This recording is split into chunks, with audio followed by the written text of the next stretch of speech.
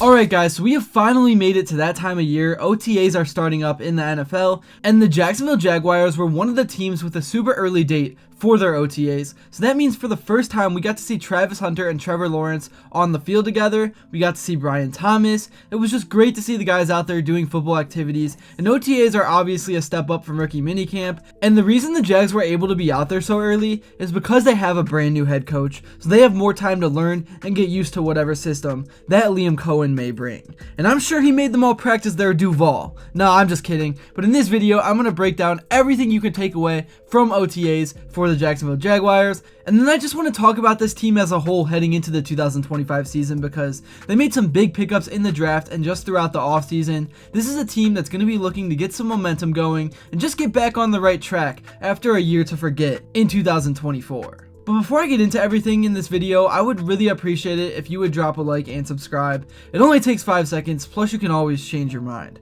We are on the road to 60,000 subscribers, and with your support, I believe that we can get there super fast. Alright, so obviously with OTAs, this is the first time the Jags have fully practiced together as a team. Rookie minicamp is only the rookies, and rookie minicamp is mainly just to introduce them to what life is like in the NFL. But this is where things start to get a little bit more real and intense. Still no pads, no hitting, but this is where as a team, you want to set those good habits in place and build that chemistry, because the earlier, the better with that stuff. We got to see the defensive line doing some drills, working on their pass rushing moves, and the D-line is definitely one of the strong suits of this team right now. They got Josh Hines-Allen, Travon Walker, Davon Hamilton, Mason Smith. There are a lot of guys looking to make an impact and apply pressure on opposing quarterbacks in 2025.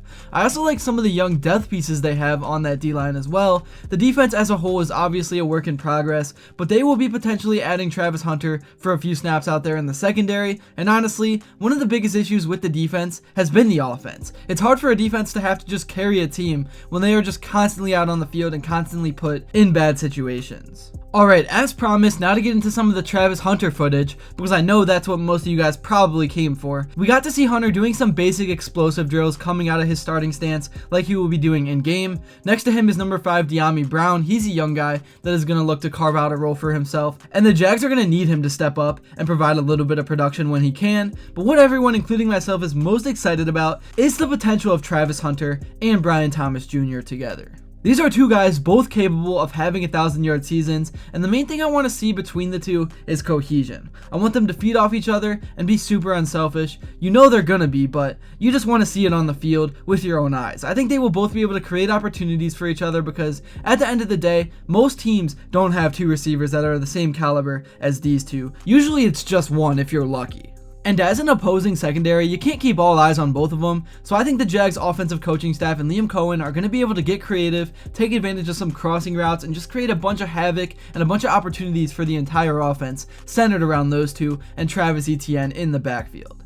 Anyways, getting back to the OTAs, I expected to see Travis Hunter start out mainly on offense as a receiver, but I am super intrigued to see how the Jags are going to use him, because before he was drafted, he made a bold statement saying to not pick him if you're not going to use him on both sides of the ball. Obviously, as I've talked about before, the NFL is a whole different ball game from college. The physicality level is up, you can't take plays off ever, and there's no weak receiver to line Hunter up against to give him somewhat of a break. Everyone in the NFL has elite level talent. So I do not think it's really physically possible to play both sides of the football every play of the game, at least at an elite level, and there's no way if you're Liam Coen that you're going to roll him out there on defense after a long offensive drive and get better production than an actual corner that you already have on the roster that plays only that position. Travis Hunter is a special talent. I really do think he's going to find a way to become one of the best players in the league, and the Jags did pay the price of 2 players basically to move up and draft him, because they gave up a haul to the Cleveland Browns, but I just think it would be dumb to push it with him. I'm not saying you don't put him out there at all on defense, but I think you should just save him for big plays like 3rd down and longs when you're trying to get off the field. I think that would be a lot more realistic and doable.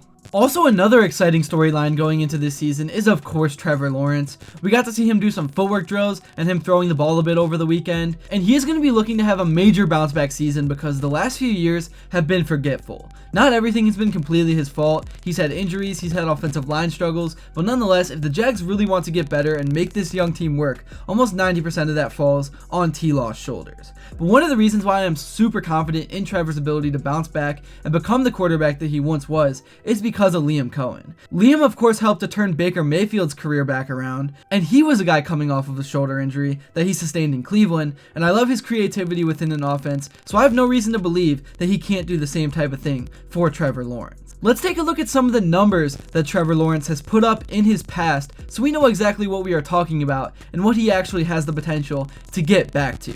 In 2022, he threw for 4,113 yards and 25 touchdowns with only 8 interceptions. That was probably the best season of his career so far, and then he followed that up in 2023 with 4,016 yards with 21 touchdowns. But that season, he got a little turnover happy with 14 interceptions, and then last year he only had about 2,000 yards in 10 games with 7 interceptions. So obviously this season he is going to be looking to get back to that 4,000 yard mark and limit the turnovers, and a lot of that starts with the play of the O-line. Anyways, in terms of more news, the Jags just recently, like the rest of the NFL, received their schedule, and I want to break down what is on the slate. The Jags will open up the season at home against the Carolina Panthers, and honestly, this is the perfect game to open up the season because let's face it, the Panthers suck. They did draft Ted McMillan, but they're a long way away from getting anywhere. I know teams can turn things around fast in the NFL, but still, this is a game the Jags should and almost have to win to start off on the right foot and set the tone for the season. Because things get tough from there. The Jags' next 3 games is against the Bengals, who are usually a slow starting team, and then they play the Texans and the 49ers. So really all 4 of those games are winnable, but they are tough. And then things also don't get any easier after those 4. Honestly, the early part of the season might overall be the easiest part that they play. They then play the Chiefs at home, then the Seahawks with Sam Darnold, and then they play both the Rams and the Raiders in a row. Actually, I was wrong about what I said earlier. I think the close of the season is definitely the easiest stretch of games in a row, but by the end of the season, so many things change. I'm sure they will be facing some teams playing their hearts out, fighting for their playoff lives or for playoff position, and then some of the games will be against teams that are so-called tanking and trying to get better position in the draft. We see it happen every single year. To finish the season, this is the slate. The Cardinals, then the Titans, then the Colts and Jets, and then the final 3 games are against the Broncos and then the Colts and the Titans again.